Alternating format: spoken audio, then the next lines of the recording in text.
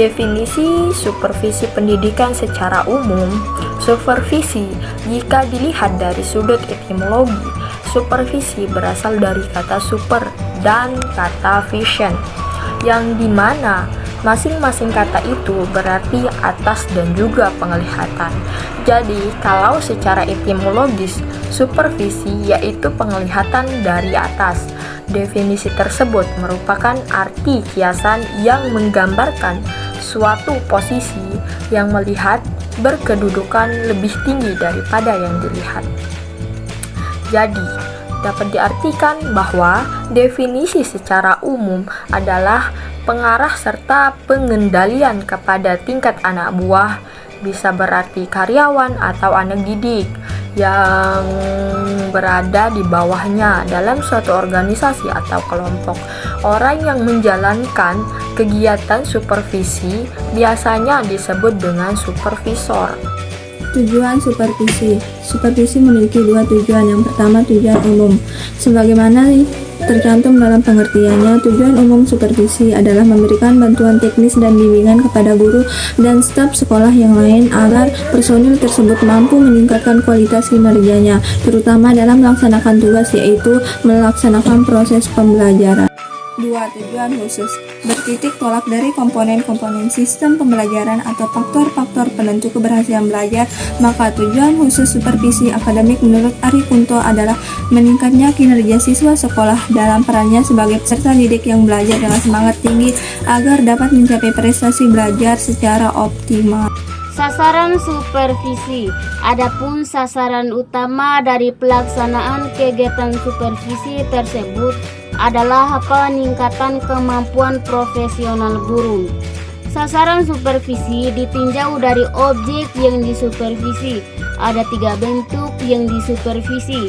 1. Supervisi akademik, 2. Supervisi administrasi, 3. Supervisi lembaga. Fungsi supervisi. Di bawah ini akan dikemukakan beberapa fungsi supervisi menurut Rifai, yaitu 1. Supervisi sebagai kepemimpinan. Kepemimpinan mengandung unsur-unsur pengaruh karena adanya kepercayaan pada yang dipimpin terhadap pemimpin. 2. Supervisi sebagai inspeksi. Supervisi sering dipertukar makanankan dengan inspeksi. Kegiatan inspeksi disebut supervisi dan sebaliknya. Ini disebabkan karena memang banyak titik singgahnya antara supervisi dan inspeksi. 3. Supervisi sebagai penelitian. Sebagai kelanjutan dari hasil inspeksi di atas, diadakanlah usaha untuk memperoleh data-data lebih lengkap, lebih objektif dan lebih relevan untuk menemukan sebab-sebab yang menghambat dan mempersukar jalannya dan hasil belajar. 4. Supervisi sebagai latihan dan bimbingan.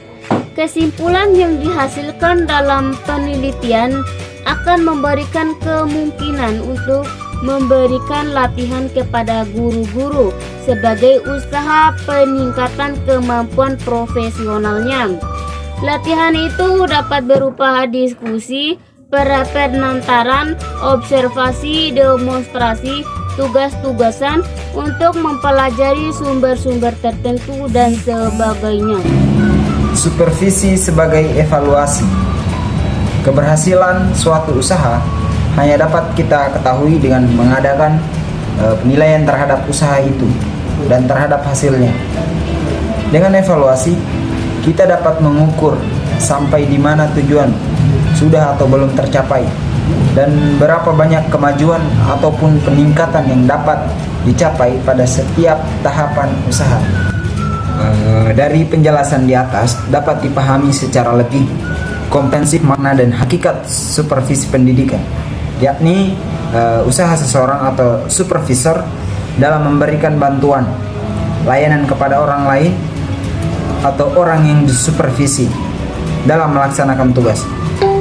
Kinerja dan kewajibannya, supervisi pendidikan ditujukan untuk memberikan bantuan dalam pengembangan situasi pembelajaran yang lebih baik, sehingga rumusan ini mengisyaratkan bahwa layanan supervisi meliputi keseluruhan situasi belajar. Situasi belajar inilah harusnya yang seharusnya diperbaiki dan ditingkatkan melalui layanan kegiatan supervisi.